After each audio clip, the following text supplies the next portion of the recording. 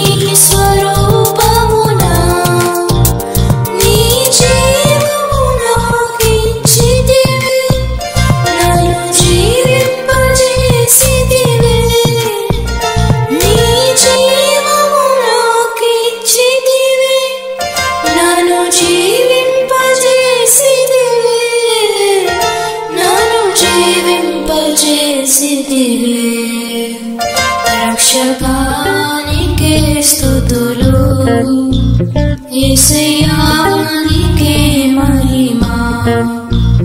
రక్షకానికే స్తుతులు, యేసయ్యానికే మహిమ. స్తుతించి ఆరాధింతును, ఘనపరచి కీర్తింతును. స్తుతించి ఆరాధింతును, ఘనపరచి కీర్తింతును.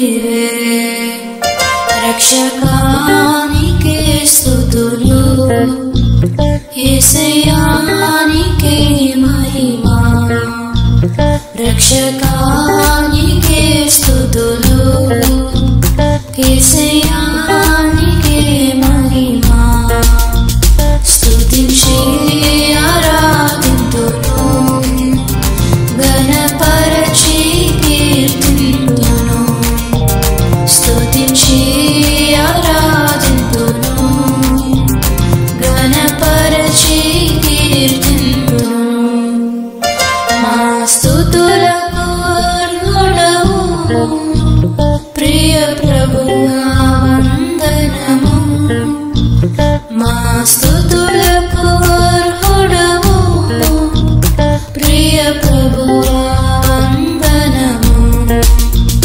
రక్షకానికే స్తుతులు యేసయ్యా నీకే మహిమా రక్షకానికే స్తుతులు యేసయ్యా నీకే మహిమా.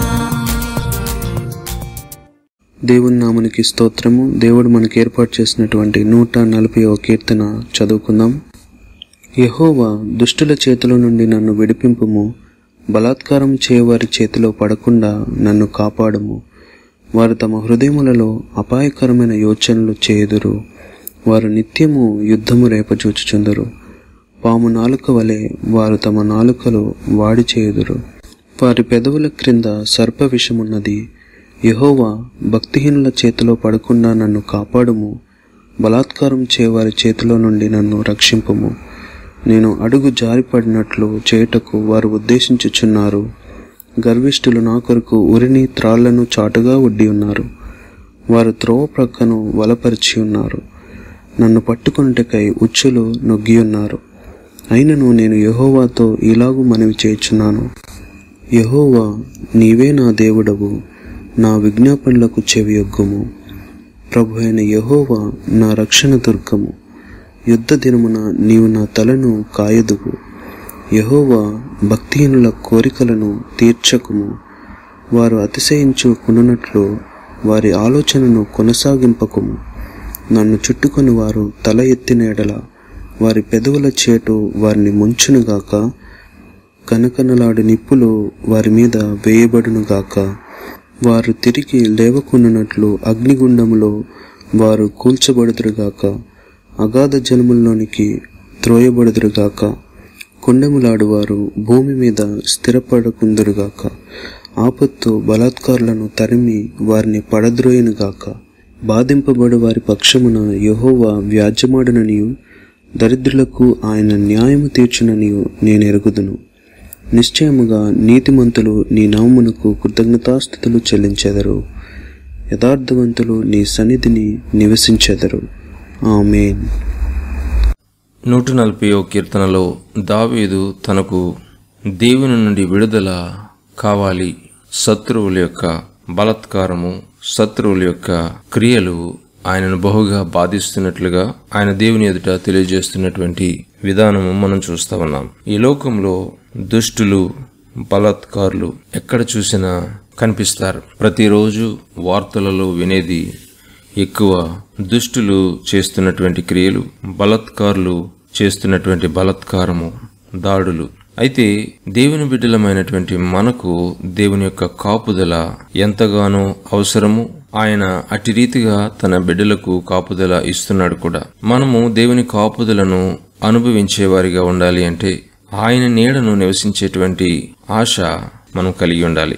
మనము మన దేవునికి మన నిమిత్తము, మన పిల్లల నిమిత్తము, మనకు సంబంధించిన వాటి నిమిత్తము ఎప్పుడూ మొరపెడుతూ ఉండాలి. ఎందుకంటే దుష్టుల యొక్క ఆలోచన ఎలాంటిదంటే వారెప్పుడు కూడా ఎవరికి కీడు చేద్దామా అని చూస్తూ ఉంటారు. అలాంటి వారి చేతిలో మనం పడకుండా దేవుడొక్కడే మనల్ని కాపాడగలుగుతాడు. దేవుడొక్కడే అలాంటి దుష్టుల చేతిలో నుండి విడిపించగలుగుతాడు. ఎందుకంటే వారి హృదయాలు ఎప్పుడు కూడా అపాయం చేయాలని ఆలోచన చేస్తూ ఉంటాయి. ఎప్పుడు గొడవలు రేపాలని వారు చూస్తూ ఉంటారు. వారి యొక్క నాలుక పాము నాలుక వలె పొడవుగా ఉంటుంది. వారి నాలుక క్రింద సర్పం యొక్క విషము ఉంటుంది అని చెప్తా ఉన్నాడు. అంటే వారు నాలుక పొడవుగా ఉంటుంది అంటే అర్థం ఏమిటంటే ఆ పాము నాలుక వలె వారు నాలుకను వారు ఉపయోగిస్తారు. దేనికంటే గొడవలు చేయటం కోసము, ఇతరుల దగ్గరున్న సమాధానాన్ని పాడు చేయటం కోసం ఆ నాలుకను వారు పాము నాలుక వలె ఆడిస్తూ ఉంటారు. ఆ నాలుక క్రింద విషపూరితమైనటువంటి మాటలు, ఆ మాటల వల్ల ఎదుటి వారికి చాలా ఇబ్బంది కలుగుతుంది, విషంతో కూడినటువంటి మాటలు. అయితే దేవుడు అలాంటి భక్తిహీనుల చేతిలో పడకుండా బలాత్కారం చేసే వారి చేతిలో నుండి మనలను రక్షించేటువంటి దేవుడుగా ఉన్నాడు. మనం పడితే చూసి ఆనందించాలని విరోధులు ఉద్దేశిస్తూ ఉంటారు. మనల్ని ఏదో రీతిగా ఇరికించాలని చెప్పి వలలు ఒడ్డుతూ ఉంటారు. అయితే దేవుడు వేటకాని వలలో నుండి మనలను తప్పించేవాడు. అది మనం జ్ఞాపకం చేసుకోవాలి. కనుక విడుదల కొరకు, విమోచన కొరకు, మన కుటుంబాల కాపుదల కొరకు దేవునికి మొరపెట్టాలి. ఇక్కడ పాత నిబంధన గ్రంథంలో ఉన్నటువంటి భక్తుల యొక్క విశ్వాసం యొక్క స్థాయి ఎలాంటిదంటే వారు శత్రువుల యొక్క నాశనం కొరకు ప్రార్థన చేసేవారు. కృప ప్రత్యక్షము కాలేదు, దేవుని యొక్క సత్యము వారు ఇంకా గ్రహించలేదు గనక శత్రువుల యొక్క నాశనం కొరకు, వారి మరణం కొరకు ప్రార్థన చేసేటువంటి పాత నిబంధన భక్తులను మనం చూస్తాం. ఇక్కడ కూడా దావీదు చేస్తున్నటువంటి ప్రార్థన చూసినప్పుడు భక్తిహీనుల కోరికలను తీర్చవద్దు, వారు ఎక్కువగా అతిశయించుకున్నట్లు వారి ఆలోచనలను కొనసాగింపనివద్దు, వారు తలెత్తిన ఎడల వారి మాటలే వారిని ముంచివేయునుగాక, వారి మీద నిప్పులు కుప్పలుగా వేయబడునుగాక, వారు లేవలేకుండా అగ్నిగుండంలో కూల్చబడుదురుగాక, జలములలోనికి త్రోసివేయబడుదురుగాక, వీరు భూమి మీద స్థిరపడకుండా ఉందురుగాక, ఆపద ఇలాంటి బలాత్కారం చేసేవారిని తరిమి వారిని పడద్రోయునుగాక అని ఇలాంటి ప్రార్థన వారికి వ్యతిరేకంగా దావీదు చేస్తున్నాడు. పాత నిబంధన గ్రంథంలో ఇంకా వారికి కృప సత్యము ప్రత్యక్షం కాలేదు గనక ఈ ప్రార్థనకు విలువ ఉంది, శత్రువులకు వ్యతిరేకంగా చేసేటువంటి ప్రార్థన. కానీ క్రొత్త నిబంధనలో కృపాసత్యమైనటువంటి ప్రభువైన యేసుక్రీస్తు ప్రత్యక్షమై ఆయన మత్తయి సువార్త 5వ అధ్యాయం 44వ వచనంలో, నేను మీతో చెప్పినదేమనగా మీరు పరలోకమందున్న మీ తండ్రికి కుమారులయ్యుండునట్లు మీ శత్రువులను ప్రేమించుడి, మిమ్మను హింసించు వారి కొరకు ప్రార్థన చేయుడి అని. కృపాసత్యము కలిగినటువంటి యేసుక్రీస్తు ఆయన చేసినదే చెప్పాడు. ఆయన శత్రువులను ప్రేమించాడు, ఆయనను హింసించిన వారి కొరకు ప్రార్థన చేశాడు. ప్రభువైన యేసుక్రీస్తుకి ఈ భూమి మీద శత్రువులంటూ ఎవరూ లేరు, అందరినీ ప్రేమించాడు. ఆయన వారి కొరకు ప్రార్థన కూడా చేశాడు. తండ్రి, వీరేం చేయుచున్నారో వీరెరుగరు గనుక వీరిని క్షమించుమని. ప్రభువులో ఉన్నవారికి, ప్రభువులో లేని వారికి వ్యత్యాసం ఇదే. యేసుక్రీస్తుని ఎరిగిన వారు శత్రువుల యొక్క నాశనాన్ని వారు కోరుతారు. కానీ క్రీస్తుని ఎరిగిన వారు శత్రువులను కూడా క్షమించమని వారి కొరకు ప్రార్థన చేయగలుగుతారు. ఎందుకంటే ప్రభువు చేసి చూపించాడు గనక. దావీదు తను వెళ్తున్నటువంటి కష్టాలను దేవునికి తెలియజేసుకుని, నాకు విడుదలివు ప్రభువా, రక్షణివు ప్రభువా, కాపుదలివు ప్రభువా అని ప్రార్థన చేస్తూ శత్రువుల యొక్క నాశనమును కోరినటువంటి దావీదు చివరిగా 12-13 వచనాల్లో తను తాను ఓదార్చుకుంటున్నాడు. ఏ రీతిగా అంటే దేవుని పట్ల ఆయనకున్న నమ్మకమును బట్టి. చివరిగా మనము బలపరచబడేది ఏ రీతిగా అంటే దేవుని పట్ల ఉన్న విశ్వాసమును బట్టి. మనం ఎలాంటి పరిస్థితులు గుండా వెళ్ళినా, శత్రువుల యొక్క దాడులు, బలాత్కారము మన మీద ప్రయోగం చేయబడిన మనము నిలవగలిగేది దేవుని పట్ల విశ్వాసం ద్వారానే. అందుకే ఆయన అంటున్నాడు, బాధింపబడే వారి పక్షముగా యెహోవా వ్యాజ్యమాడుతాడు. ఎవరైతే ఇటు రీతిగా బాధింపబడుతున్నారో ఇతరుల ద్వారా, వారి పక్షంగా దేవుడుంటాడు. దరిద్రులకు ఆయన న్యాయము తీర్చునని నేను ఎరుగుదును అని తన యొక్క నమ్మకాన్ని తెలియజేస్తా ఉన్నాడు. దేవుడు బాధింపబడిన వారి పక్షంగా ఉండి దరిద్రులుగా ఉన్న ప్రతి ఒక్కరికి న్యాయం తీర్చేటువంటి దేవుడు ఆయన. ఈ భూమి మీద నీతి న్యాయములు జరిగించుచున్నటువంటి యెహోవా దరిద్రులకు న్యాయం తీర్చేటువంటి గొప్పవాడు. నిశ్చయముగా నీతిమంతులు నీ నామమునకు కృతజ్ఞతాస్తుతులు చెల్లించెదరు అంటున్నాడు. యథార్థవంతులు నీ సన్నిధిని నివసించెదరు అని అంటున్నాడు. 6-7 వచనాల్లో కూడా తన యొక్క విశ్వాసాన్ని ఆయన తెలియజేస్తా ఉన్నాడు. అయినను నేను యెహోవాతో ఎలాగూ మనవి చేసి తిని, శత్రువుల విషయమై కలిగిన భయము ఒకవైపు నుంటే, మరోవైపు ఆయన నిండుగా దేవుని పట్ల విశ్వాసాన్ని కలిగి చెప్తున్నటువంటి మాటలు, అయినను నేను యెహోవాతో ఇలాగు మనవి చేయుచున్నాను, నీవే నా దేవుడవు, నా విజ్ఞాపనలకు చెవియొగ్గుము. ప్రభు అయిన యెహోవా నా రక్షణ దుర్గము, యుద్ధ దినమున నీవు నా తల కాయుదువు అంటున్నాడు. ప్రాముఖ్యమైన మాటలు. నీవే నా దేవుడవు, నా రక్షణ దుర్గము, యుద్ధకాలమున నా తల ఎత్తువాడువు నీవే, నా తలను కాయువాడు నీవే అని అంటున్నాడు. ఎంత గొప్ప విశ్వాసము. శత్రువుల ప్రయత్నాలు, శత్రువుల యొక్క క్రియలు ఒకవైపు నుంచి చూస్తున్నప్పటికీ నీవే నా దేవుడవు, నీకే నేను మొరపెడుతున్నాను, నీవు నా మొర ఆలకిస్తావు, నీవు నా రక్షణ దుర్గము, నా తల ఎత్తువాడువు కూడా నీవే, నా తల కాయువాడు నీవే అంటున్నాడు. ఇటు రీతిగా బాధింపబడుతున్న నా పక్షంగా నీవున్నావు ప్రభు అంటున్నాడు. దరిద్రులకు ఖచ్చితంగా నీవు న్యాయం తీరుస్తావని అంటున్నాడు. కాబట్టి నీతిమంతులు ఆయన నామానికి కృతజ్ఞతాస్తుతులు చెల్లిస్తారు. యథార్థవంతులు దేవుని సన్నిధిలో నివసిస్తారు. మనము నీతిగా బ్రతికితే దేవుని నామాన్ని స్తుతించగలుగుతాం. యథార్థంగా బ్రతికితే దేవుని మందిరంలో మనం ఉండగలుగుతాం. ఆయనే మన దేవుడు, ఆయనే మన రక్షణ దుర్గము, మన తల ఎత్తువాడు దేవుడు. ఈ కీర్తన ద్వారా మనం నేర్చుకుంటుంది ఏమిటంటే, మన చుట్టూ ఉన్నటువంటి విరోధులు, దుష్టులు, భక్తిహీనులు మనకు నష్టాన్ని, కీడును కల్పించాలని ఆలోచన చేసినప్పటికీ మన విశ్వాసం ఎలా ఉండాలంటే, నేను నమ్ముతున్న దేవుడు గొప్పవాడు, ఆయన నాకు రక్షణ కలిగిస్తాడు, నా తలనెత్తుతాడు అని నమ్మాలి. ఆయన నీ పక్షంగా ఉన్నాడని నమ్మాలి. తప్పనిసరిగా నీకు న్యాయం తీరుస్తాడని కూడా నమ్మాలి. ప్రభువును స్తుతిస్తూ ఆయన సన్నిధానంలో నివసించేవారిగా మనముండాలి. అట్టి కృప దేవుడు మనకి అనుగ్రహించి నడిపించునుగాక. ఆమేన్.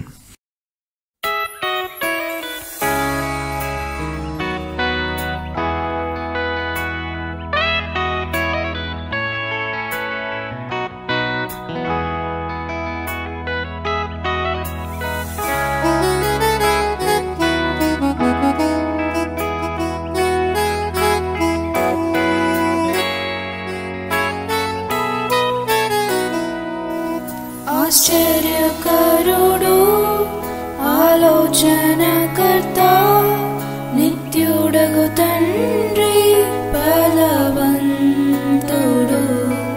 లోకాన్ని ప్రేమించి తన ప్రాణమునర్పించి తిరిగి లేచిన పునరుత్థానుడు. రండి మన హృదయ ఆయనకు అర్పించి ఆత్మతో సత్యముతో ఆరాధించెదము. ఆరాధించెదము. ఆరాధన ఆరాధన యేసయ్యకే ఆరాధన.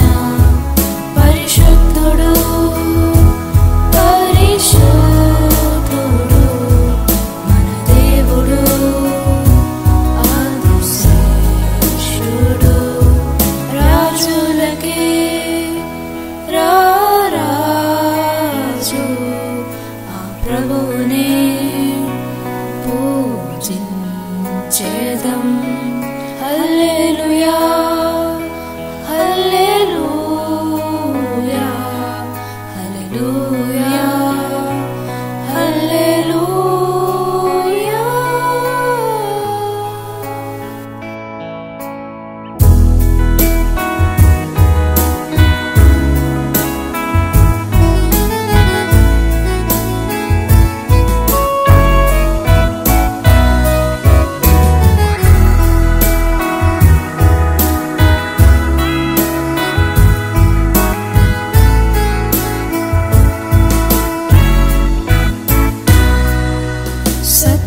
సత్యస్వరూపి, సర్వాంతర్యామి,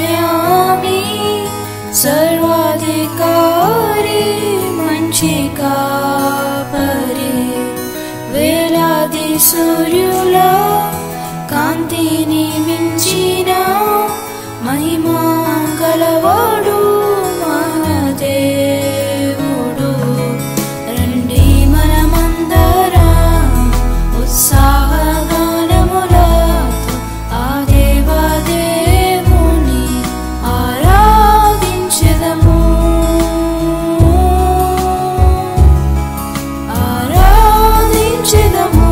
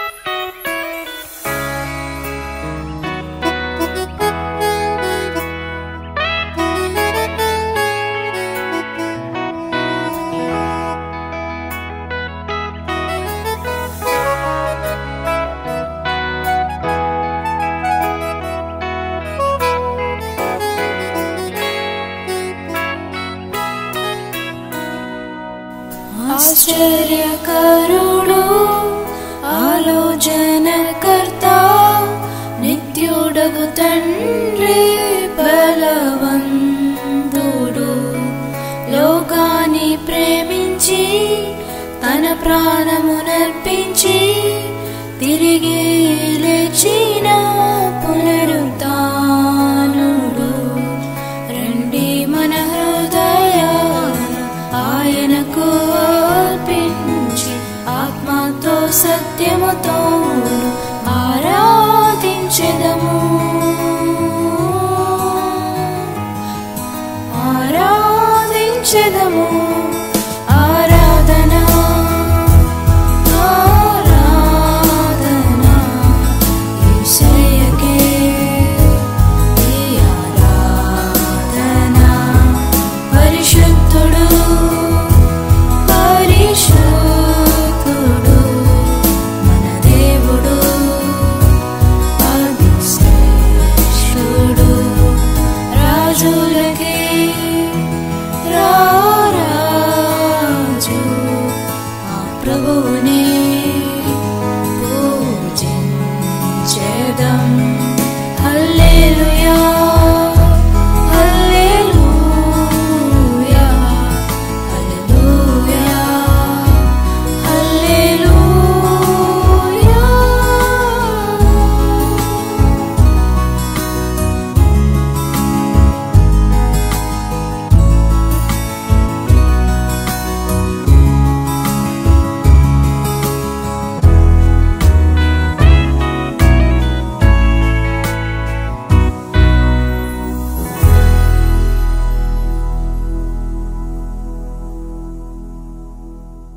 ప్రభు నామకు స్తోత్రం కలుగుగాక. ప్రార్థన చేసుకుని దేవుని యొక్క వాక్యాన్ని ధ్యానించుకుందాం. పరిశుద్ధుడా, ప్రేమ కలిగిన తండ్రి, కృప కలిగిన దేవ, మీకు వందనాలు నాయన.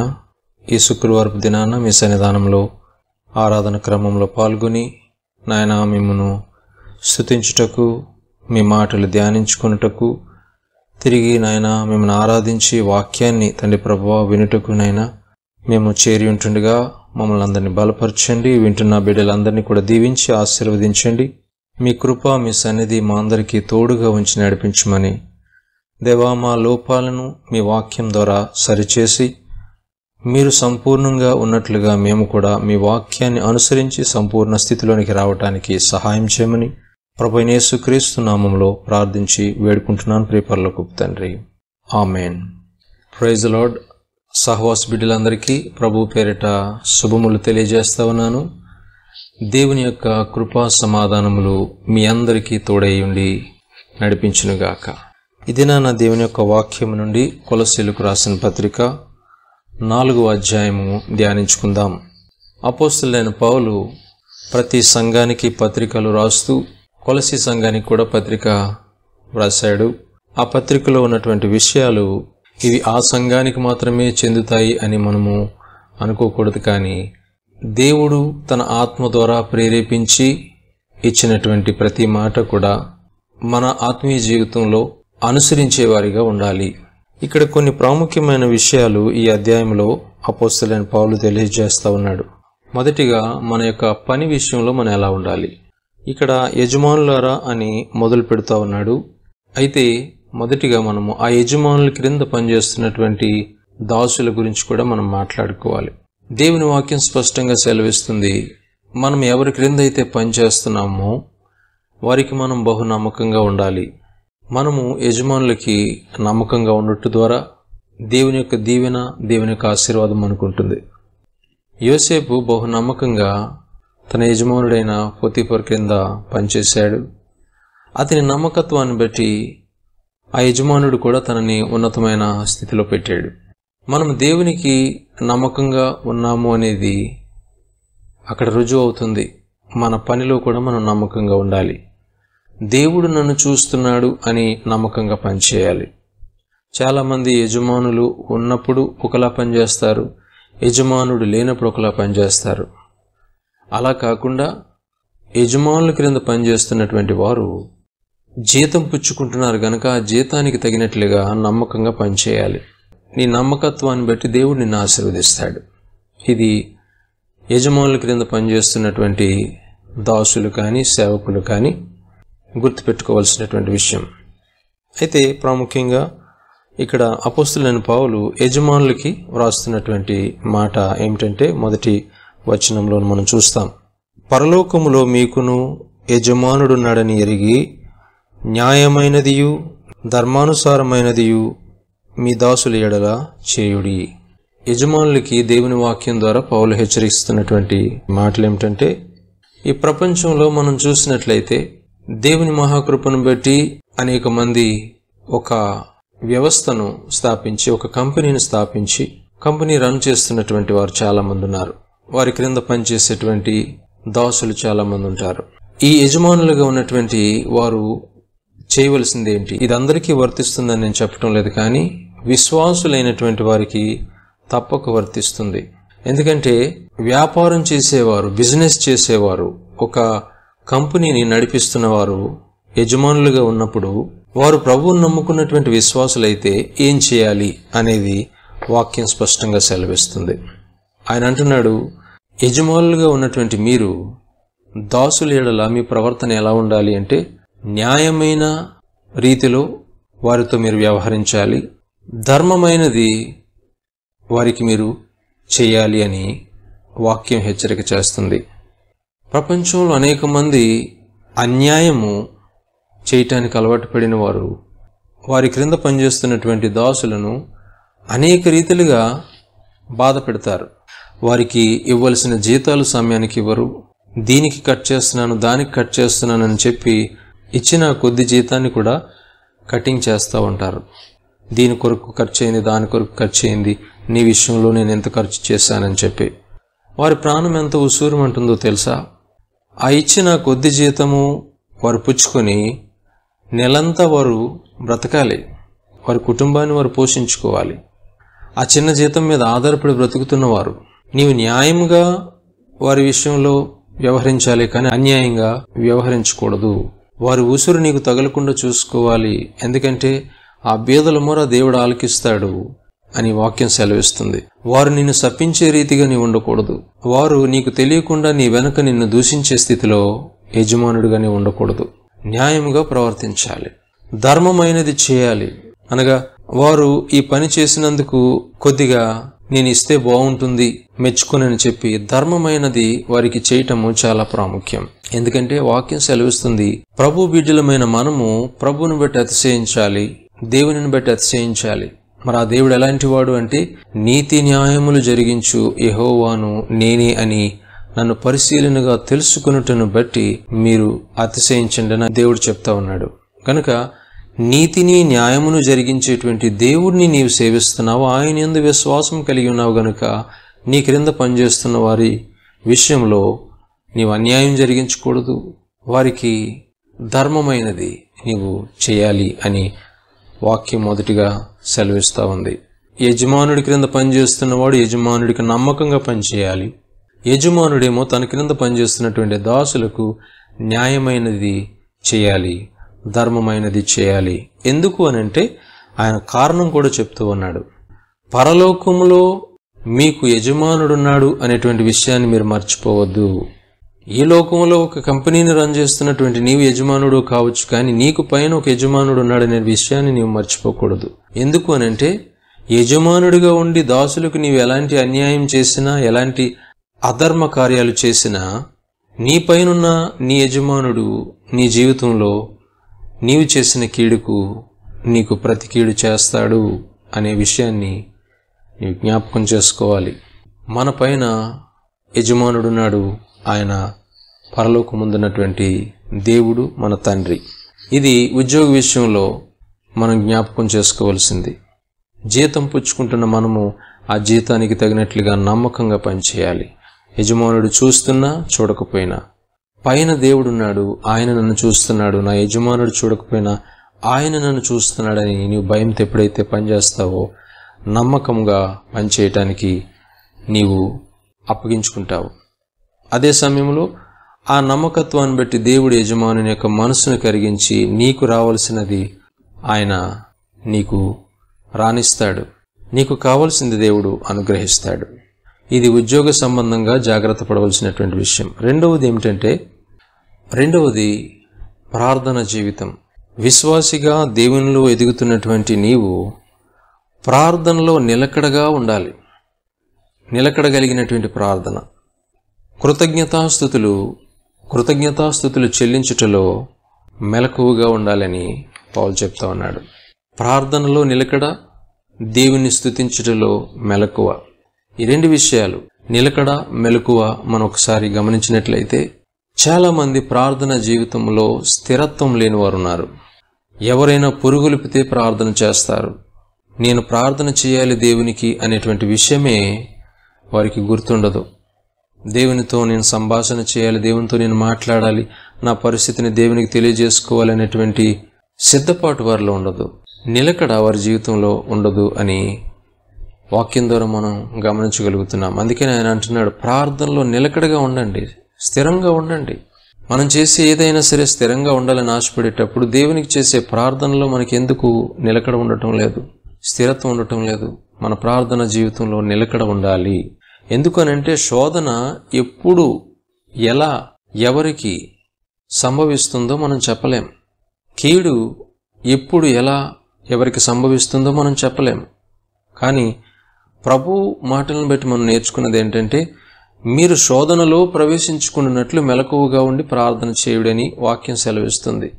కనుక నీకు సమస్యలు లేవు కదా, నేను ఎందుకు ప్రార్థన చేయాలి అని అనుకోకు. నాకంతా బాగానే ఉంది కదా, ఇప్పుడు ప్రార్థన ఎందుకు అని అనుకోవద్దు. క్రైస్తవునిగా, విశ్వాసిగా నీవు దేవుని సన్నిధానంలో నిలకడ కలిగిన ప్రార్థన కలిగి ఉండటం ద్వారా రాబోయే శోధనలు, రాబోయే కీడు నీవు తప్పించుకోగలుగుతావు. ఎందుకంటే రేపేమి సంభవిస్తుందో ఎవరికి తెలుసు అని వాక్యం సెలవిస్తుంది. నేడు అనే దినం ఉంటుండగానే మన ప్రార్థన జీవితము నిలకడతో ఉండేటట్లుగా చూసుకోవాలి. దేవుని కొరకు ఒక సమయం పెట్టి దేవుని సన్నిధానంలో ప్రార్థన చేయి. రోజంతట్లో నీవెంతగా దేవునితో మాట్లాడగలిగితే అంతగా దేవునితో మాట్లాడు. డ్యూటీలో ఉన్నా సరే నీవు మనసులో దేవునితో మాట్లాడు. ప్రార్థనలో నీ సమస్యను ప్రభువుకు అప్పగించు. దేవునికి కృతజ్ఞతలు తెలపటంలో నీవు మెలకువగా ఉండు. మెలకువ అంటే అర్థం ఏమిటంటే alert. Be alert to thank God for all the benefits you received from him. దేవుని నుంచి నీవు పొందినటువంటి సహాయమునకు, మేలులకు, స్వస్థతకు దేవునికి కృతజ్ఞతాస్తుతులు చెల్లించడంలో మెలకువగా ఉండు. మెలకువగా ఉండడం అంటే అర్థం ఏంటంటే జాగ్రత్త కలిగి ఉండడము. ఈరోజు నేను దేవునికి ఎంతగా స్తుతులు చెల్లించాను అని నీవు ప్రశ్నించుకోవాలి. శ్రద్ధ కలిగి, మెలకువతో, నిద్రమొత్తుతోనూ మందంతోనూ కాకుండా చురుకుగా దేవునికి కృతజ్ఞతాస్తుతులు చెల్లించడంలో నీవు మెలకువగా ఉండాలి. స్తుతులు చెల్లించుట ద్వారా మనము దేవుని నుంచి గొప్ప మేలులు ఇంకా పొందుకుంటాం. అనుభవించిన మేలును బట్టి దేవుని స్తుతించాలి. దేవుడు మరికొన్ని మేలు మన జీవితంలో జరిగిస్తాడు. ఉద్యోగంలో ఏ రీతిగా నమ్మకంగా ఉండాలో దేవుడు నేర్పిస్తూ ఉన్నాడు. నీ అనుదిన జీవితంలో ప్రార్థన నీవు కొనసాగించాలి, దేవునికి స్తుతులు చెల్లించాలి. కొన్ని విషయాల కొరకు ప్రార్థన చేయమని వాక్యం స్పష్టంగా సెలవిస్తుంది. నీ ప్రార్థనలో ఈ విషయాల కొరకు నీవు ముఖ్యంగా జ్ఞాపకం చేసుకోవాలి. సేవకుల కొరకు నీవు ప్రార్థన చేయాలి.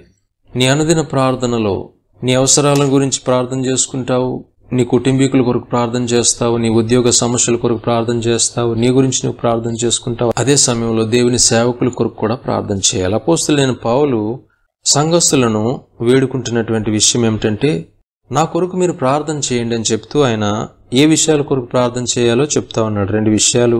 మొదట చూసినట్లయితే, బోధింపవలసిన రీతిగా నేను బోధించుట కొరకు నా గురించి ప్రార్థన చేయండి.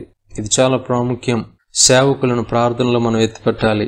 సాతానుడు వారి మనస్సుల్లో తన కార్యాన్ని చేయాలని, వారి హృదయాల్లో తన కార్యాలు చేయాలని చెప్పి సాతానుడు చూసి బోధించేవారి బోధల్లో తప్పుడు బోధలు, అబద్ధ బోధలు, వాక్యానికి వ్యతిరేకమైన బోధలు వారి చేత చేయించి వారిని నాశనానికి నడిపించాలని చూస్తాడు. కనుక విశ్వాసులుగా మీరు సేవకుల కొరకు ప్రార్థన చేయాలి. ఏమనంటే, వారు బోధించే బోధ మీ వాక్యానికి అనుకూలమైనదిగా ఉండేటట్లుగా, బోధించవలసిన రీతిగా వారు బోధించటానికి సహాయం చేయండి ప్రభువా అని ప్రార్థన చేయాలి. రెండవది, సువార్తను ప్రకటించుటకు అనుకూలమైనటువంటి సమయము దేవుడు వారికి అనుగ్రహించాలని ప్రార్థన చేయాలి. ఈ రెండు విషయాలు సేవకుడి కొరకు మీరు ప్రార్థన చేయాలి. బోధించవలసిన రీతిగా సేవకుడు బోధించుటకు, సువార్త ప్రకటించుటకు దేవుడే వారికి సమయాన్ని అనుగ్రహించాలి. సమయానుకూలమైనటువంటి సువార్త వారు చేయటానికి దేవుడు కృప చూపించాలని ఈ విషయం కొరకు మీరు ప్రార్థన చేయాలి. అనుకూలమైన సమయము దేవుడిస్తేనే ఆ సువార్త ఫలిస్తుంది. దేవుని సువార్త ప్రకటించటంలో కూడా సమయం ఉంది, సందర్భం ఉంది. గనుక అది దేవుడికి మాత్రమే తెలుసు. ఎలాంటి సందర్భంలో సువార్త ప్రకటిస్తే ఎదుటి వ్యక్తి దేవుని వాక్యానికి శ్రద్ధ చూపిస్తాడు, వినటానికి ఇష్టపడతాడు, హృదయాలను ఎరిగినటువంటి దేవుడికే తెలుసు. గనుక అలాంటి అనుకూలమైనటువంటి సమయము సువార్త ప్రకటించడానికి దేవుడు అనుగ్రహించాలని వారి కొరకు మనం ప్రార్థన చేయాలి. 2 విషయాలు: బోధింపవలసిన రీతిగా బోధించుటకు, అనుకూలమైన సమయము సువార్త ప్రకటించుటకు దేవుడు అనుగ్రహించాలని మీరు ప్రార్థన చేయాలని చెప్తా ఉన్నాడు. అదే రీతిగా 3వదిగా ప్రార్థనలో మనం జ్ఞాపకం చేసుకోవాల్సింది ఏంటంటే, దేవుని చిత్తం గూర్చి సంపూర్ణ ఆత్మనిశ్చయత కలిగి నిలకడగా సహవాసులు ఉండాలని ప్రార్థన చేయాలి. సహవాసుల్లో కూడా ఆత్మనిశ్చయత దేవుడు అనుగ్రహించాలని మనం ప్రార్థన చేయాలి. చాలామంది రక్షణ పొందిన తర్వాత ఒక క్రమమైన జీవితంలో లేకుండా, ఆత్మీయ అభివృద్ధి లేకుండా, ఎక్కడ ఉన్నవారు అక్కడే ఉంటూ ఆత్మీయ జీవితంలో అభివృద్ధి లేకుండా ఉన్నవారు చాలామంది ఉన్నారు. గనుక ప్రార్థనలో వారిని గురించి కూడా మనం జ్ఞాపకం చేసుకోవాలి. ప్రభువా, వారు నీ చిత్తానుసారంగా ఆత్మీయ జీవితంలో అభివృద్ధి పొందటానికి, సంపూర్ణతలోనికి ఎదగటానికి, ఆత్మ నిశ్చయత కలిగి వారు జీవించటానికి సహాయం చేయండి అని తోటి విశ్వాసుల కొరకు ప్రార్థన చేయాలి. సేవకుని కొరకు, తోటి విశ్వాసుల కొరకు ప్రార్థనలో నీవు జ్ఞాపకం చేసుకోవాలి. ఇటు ఉద్యోగంలో నమ్మకంగా ఉంటూ, ప్రార్థనలో నీవు ఈ రీతిగా కొనసాగుతూ, దేవుడు నీకు అనుగ్రహించినటువంటి సమయాన్ని చాలా జాగ్రత్తగా నీవు కాపాడుకోవాలి, దానిని స్వాధీనం చేసుకోవాలి. దేవుడు ప్రతి ఒక్కరికి సమయం ఇస్తున్నాడు. ఆ సమయంలో నీవేం చేస్తున్నావు దేవుని కొరకు? ఆ సమయాన్ని నీవు దేవుని ఎదుట ఎలా గడుపుతా ఉన్నావు? ఒకటి మాత్రం మర్చిపోకూడదు, నీ గడువు ఆయన దృష్టిలో ఎంతో ఆయనకు బాగా తెలుసు. నీ ఆయుస్సు ఆయన ముందుగానే నిర్ణయించి ఉన్నాడు. గనుక నీకున్నటువంటి సమయంలో ఎంత సమయాన్ని నీవు నష్టం చేస్తున్నావు, ఎంత సమయాన్ని నీవు సద్వినియోగం చేసుకుంటున్నావు? దేవుడు లెక్క అడుగుతాడు. మనకి ఇవ్వబడినటువంటి సమయం చాలా అమూల్యమైనది, ప్రశస్తమైనటువంటి సమయం. సమయము ఊరికే నీవు పోనివ్వద్దు, దాన్ని సొంతం చేసుకో అని ఆయన వాక్యం మనకి హెచ్చరిక చేస్తుంది. ఆయన వాక్యం మనకి హెచ్చరిక చేస్తుంది. ఎన్నో కార్యాల్లో సమయాన్ని పాడు చేసేవారు, దేవునికి విరోధమైన కార్యాలు, దేవునికి కోపం రప్పించే కార్యాలు, సమయాన్ని వ్యర్థపరిచేటువంటి కార్యాలు నీవు చేస్తున్నట్లయితే దేవునికి నీవు లెక్క అప్పగించాలి. నీ సమయము దేవుడు నీకు ఇచ్చినది, ఈ జీవితము దేవుడు నీకు ఇచ్చినది. ఆయన నీ సమయం అయిపోయింది, ఇంక నీవు నా యొద్దకు రా అని పిలిచేటువంటి గడియ రాకమునిపే నీ సమయాన్ని నీవు జాగ్రత్తగా ఖర్చు చేసుకుంటున్నావా, నీ సమయాన్ని నీవు జాగ్రత్తగా కాపాడుకుంటున్నావా లేదా అనేది చూస్తాడు ఆయన. ఎంత సమయాన్ని విశ్వాసులనేవారే లోక సంబంధమైనటువంటి కార్యాలు టీవీలో చూస్తూ, సినిమాలు చూస్తూ, ఎంటర్టైన్మెంట్ ప్రోగ్రామ్స్ చూస్తూ వారు పాడు చేస్తున్నారు. ఎంత సమయాన్ని పాప సంబంధమైనటువంటి దృశ్యాలను చూస్తూ, కార్యాలు చేస్తూ పాడు చేసుకుంటున్నారు. ఆయన అంటున్నాడు, నీ సమయాన్ని నీవు నష్టపరుచుకోవద్దు, దానిని జాగ్రత్తగా కాపాడుకో. ఈ ప్రపంచంలో చాలామంది ఉన్నతమైన స్థాయికి రావటానికి గల కారణం ఏమిటంటే, వారి సమయాన్ని వారు జాగ్రత్తగా కాపాడుకున్న కారణాన్ని బట్టి. చిన్న వయసులోనే ఐఏఎస్ ఆఫీసర్స్ అయిన వారు ఉన్నారు. చిన్న వయసులోనే ఉన్నతమైన ఉద్యోగ స్థాయిని సంపాదించుకున్న వారు ఉన్నారు. ఆశ్చర్యపడే రీతిగా చిన్న వయసులోనే ఎన్నో అవార్డులు పొంది, సన్మానాలు, వివిధ రకాల బిరుదులను సంపాదించుకున్న వారు ఉన్నారు. వారి జీవితంలో ముఖ్యంగా మనం చూసినట్లయితే సమయాన్ని వారు జాగ్రత్తగా కాపాడుకొని వారు అనుకున్న స్థాయికి వారు రాగలిగారు. అలాంటప్పుడు దేవుని బిడ్డవైన నీవు ఇంకెంతగా దేవుని సన్నిధానంలో నీ సమయాన్ని నీవు జాగ్రత్తగా కాపాడుకోవాలి. మనకున్న సమయం చాలా విలువైనది. నీవు దేని దగ్గరైతే సమయాన్ని పాడు చేస్తున్నావో ఆ సమయంలో నీకు జ్ఞానం ఇచ్చేది, నీ ఉద్యోగంలో నీకు ఎదుగుదలనిచ్చేది, నీవు నేర్చుకోలేనిది, నీకు రానిది ఏదైనా ఉంటే దానిని నేర్చుకోవటానికి ఆ సమయాన్ని నీవు ఉపయోగించు. ఏది నీవు రాదని నీవు అనుకుంటున్నావో దానిని నేర్చుకోవటానికి ఆ సమయాన్ని నీవు ఖర్చు చేయి. తప్పకుండా నీవు పైకి వస్తావు. నీ సమయాన్ని నీవు పాడు చేస్తే పైకి రావు, కానీ నీ సమయాన్ని నీవు జాగ్రత్తగా ఉపయోగించుకుంటే నీవు పైకి వస్తావు. ఒక్కసారి నీవు వెనక్కి తిరిగి చూడు, ఎంత సమయాన్ని నీవు ఎన్ని వ్యర్థమైన విషయాల కొరకు పాడు చేశావో. ఆ సమయాన్ని గనుక నీవు నీ జీవితంలో పైకి రావటం కోసం ఏదైనా నేర్చుకుని ఉండి ఉంటే నీవిన్ని ఇబ్బందులు పడి ఉండే వాడవు కాదు కదా. కనుక సమయాన్ని నీవు జాగ్రత్తగా ఉపయోగించుకోవడం ద్వారా అది నీకు క్షేమము, లాభము కూడా. దేవుడు కూడా నిన్ను ఆశీర్వదిస్తాడు. వ్యర్థమైన వాటి మీద మనసు పెట్టి నీ సమయాన్ని పాడు చేయొద్దు. నీ స్కిల్స్ని డెవలప్ చేసుకోవటానికి, నీకున్నటువంటి ఆ యొక్క తలాంతులు ఏవైతే ఉన్నాయో వాటిని అభివృద్ధి చేసుకోవటానికి నీ సమయాన్ని నీవు వినియోగించుకో. దేవునితో గడపటానికి నీ సమయాన్ని వినియోగించుకో. మంచి కార్యాలు చేయటానికి నీ సమయాన్ని వినియోగించుకో. అప్పుడు దేవుని యొక్క ఆశీర్వాదాన్ని నీవు అనుభవించగలుగుతావు. అదే సమయంలో సంఘమునకు బయట ఉన్న వారి ఎదుట కూడా జ్ఞానంతో మొసలుకోవాలని వాక్యం సెలవిస్తుంది. ఎవరైతే సమయాన్ని పాడు చేయకుండా దాన్ని సద్వినియోగం చేసుకుని మంచి విషయాలను నేర్చుకుంటూ జ్ఞాన సంబంధమైనవి నేర్చుకుంటారో వారు బయటున్న వారి ఎదుట జ్ఞానంతో ప్రవర్తించగలుగుతారు. మోసము వారి జీవితంలో జరగకుండా కాపాడుకుంటారు. జ్ఞానంతో మొసలుకోగలుగుతారు. ఎవరికి ఎలాంటి సమాధానం చెప్పాలో అలాంటి సమాధానం చెప్పేటువంటి జ్ఞానం కూడా వారు సంపాదించుకుంటారు. సమయాన్ని వ్యర్థపరచిన వారు. వాక్యం సెలవిస్తుంది, ప్రతి మనుష్యునికి ఎలాంటి ఉత్తరము ఇవ్వాలో తెలుసుకోవాలి అంటే మన సంభాషణ జాగ్రత్తగా ఉండాలి. మన నోరు సరికాకపోతే మన జీవితంలో అనేకమైన నష్టాలను ఎదుర్కొంటాం. మనకొక సామెత ఉంది, నీ నోరు మంచిదైతే ఊరు మంచిదవుతుందని. అది వాక్య ప్రకారంగా వాస్తవమే. నీ సంభాషణ బాగుంటే నీతో స్నేహం చేసేవారు అనేక మంది ఉంటారు. మంచివారిని గురించి నేను మాట్లాడుతూ ఉన్నాను. నీ సంభాషణ మంచిదైతే, నీ మాటలు మంచివైతే నీతో స్నేహం చేసేవారు, నీకు సహాయం చేసేవారు అనేక మందిని నీవు సంపాదించుకుంటావు. మన నోరే బాగోకపోతే మనకు శత్రువులు ఎక్కువ అవుతారు. సహాయం చేయటానికి ఎవరు కూడా మన వైపు తిరగరు. మన నోటి మాటలు జాగ్రత్తగా ఉండేటట్లుగా చూసుకోవాలి. ఎలా ఉండాలట వాక్యం సెలవిస్తుంది, మీ మాటలు రుచిగలిగిన మాటలుగా ఉండాలి.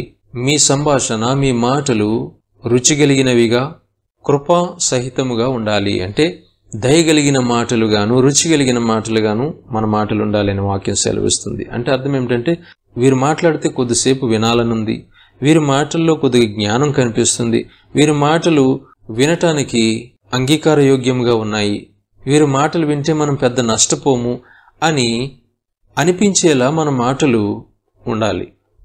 రుచి కలిగినటువంటి మాటలుగా ఉండాలి. ఎదుటివారికి ఉపయోగకరమైనటువంటి మాటలుగా ఉండాలి. అదే సమయంలో కృపా సహితంగా ఉండాలంటే దయగలిగిన మాటలే మనం మాట్లాడడానికి మన నాలుకను అప్పగించుకోవాలి. మన నాలుక మన అదుపులో లేకపోతే మన మాటల ద్వారా దయ కనిపించదు, కానీ దూషణ కనిపిస్తుంది. మన మాటల్లో ద్వేషం ఎక్కువగా కనిపిస్తుంది. మన మాటల్లో బూతు మాటలు ఎక్కువ వస్తాయి. మన మాటలు ఇతరులకు కత్తిపోటు మాటల్లా ఉంటాయి. మనం నోరు తెరిస్తే గొడవలు ప్రారంభమవుతాయి. ఒకవేళ మన మాటల్లో దయ లేకపోయినా, మన యొక్క సంభాషణలో రుచి లేకపోయినా. ఎదుటివారితో జ్ఞానంతో మసులుకోవడము ఎంత ప్రాముఖ్యమో ఎదుటివారితో చక్కటి సంభాషణ కలిగి ఉండడం కూడా చాలా ప్రాముఖ్యం. అలా ఉండమని దేవుని యొక్క వాక్యం మనకి హెచ్చరిక చేస్తుంది. నాలుక మన స్వాధీనంలో మనం ఉంచుకోవాలి. ఇది విశ్వాసికి దేవుడు నేర్పిస్తున్నటువంటి విషయాలు. అదే సమయంలో దేవుని దగ్గరికి వచ్చినప్పుడు దేవుని సన్నిధానంలో నీ బాధ్యత ఏమిటి? నీవు దేవుని కొరకు ఏ పని చేయాలని తీర్మానం తీసుకున్నావు?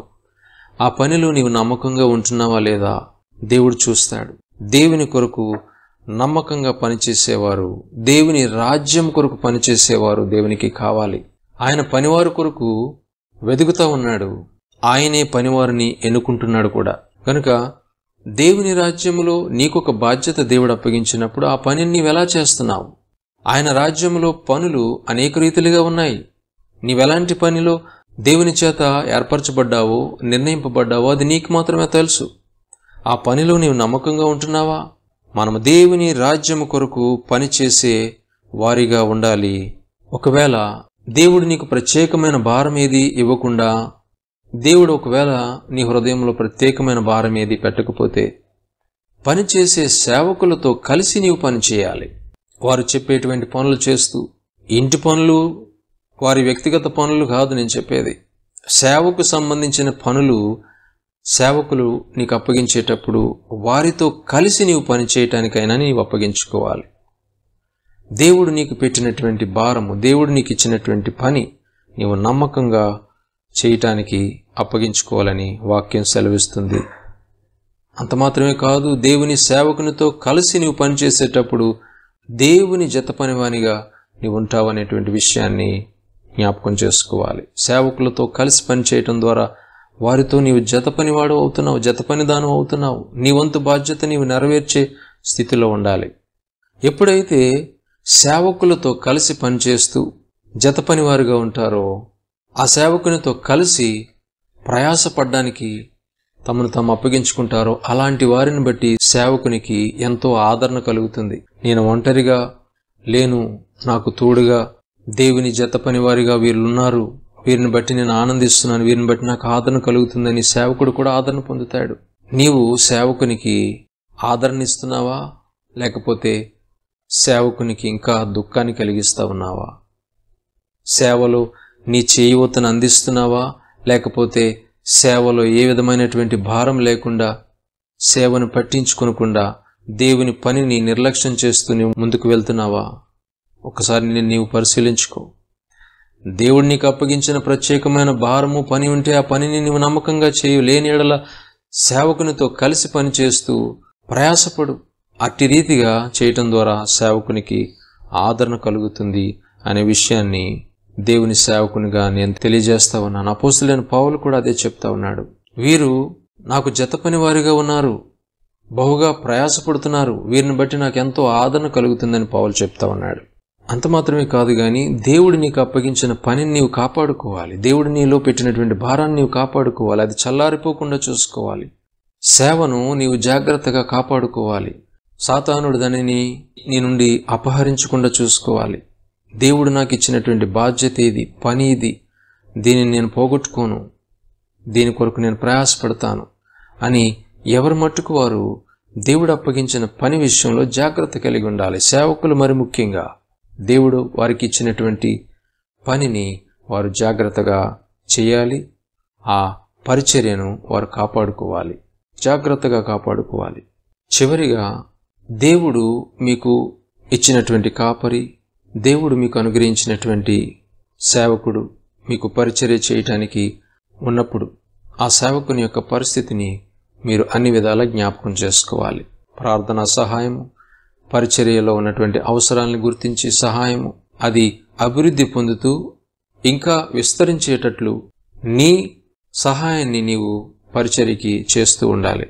సేవలో ఏ అవసరం ఉంది, ఇంకా ఎలా చేస్తే బాగుంటుంది, మనం ఈ రీతిగా చేద్దామని దేవుడిచ్చిన తలాంపులను పంచుకుంటూ సేవ యొక్క అవసరాలను, పరిచర్యలో ఉన్నటువంటి అవసరాలను, సేవకుని పరిస్థితిని జ్ఞాపకం చేసుకుంటూ దేవుడు మీ హృదయాల్లో పెట్టిన భారాన్ని బట్టి మీరు చేయాలి.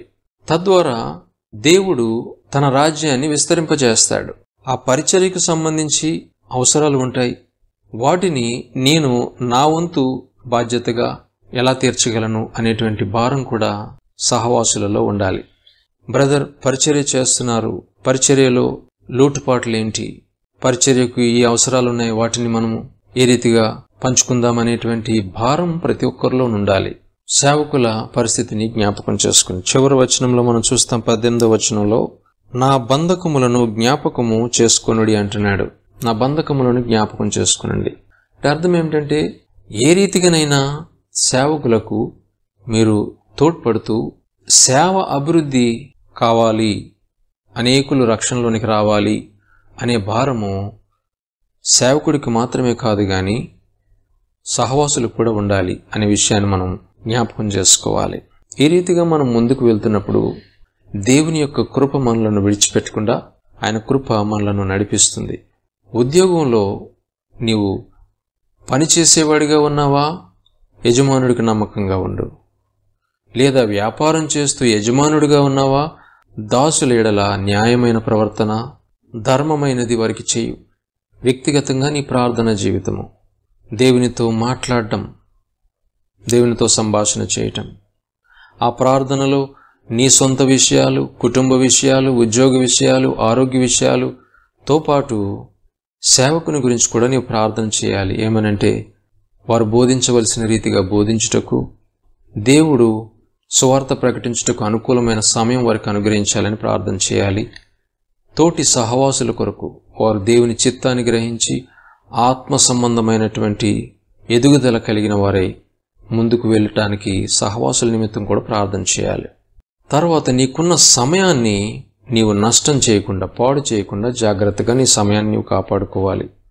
ఆ సమయాన్ని కాపాడుకునే క్రమంలో దేవుడు నీకు అప్పగించినటువంటి పనిని నీవు నమ్మకంగా చేస్తూ దేవుని పనిలో నీవు పాల్గొవాలి.